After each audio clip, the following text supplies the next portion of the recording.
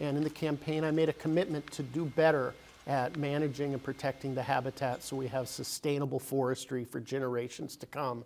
And as part of that commitment, I announced on my first day in office that we're going to take a pause on the harvesting of certain structurally complex mature forests. You know, I used to work as a basketball referee, and I know very well when a timeout is needed. And so we're taking a short timeout to get a little bit of work done. Number one, we're going to use the best technology in the world to get a better picture of what forests we have where, what types of forests across the landscape. And secondly, we're going to work with counties and environmental groups and the industry and anyone interested on identifying the criteria of the forests that we want to make sure we're deferring to meet our habitat goals.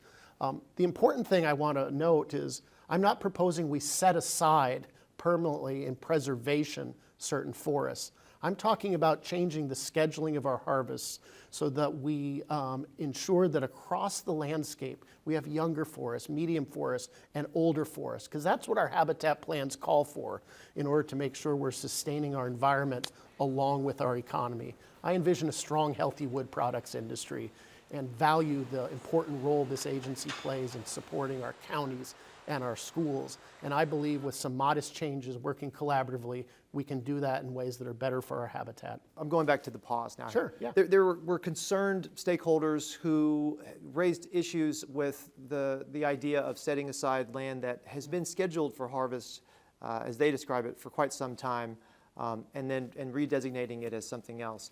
The idea is whether that's fair to the trust beneficiaries or whether that's really the right way forward. Do you have any response to those concerns, or what would you say to people that are worried about I think that's an interesting debate. That's not what we're doing.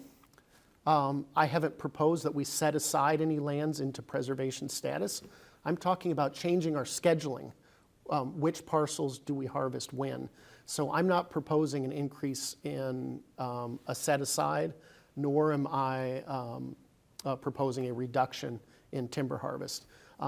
As we go through a transition, there may be some timber sales, there are some timber sales that maybe had been tentatively planned for later this year, and I'm going to replace those with different timber sales.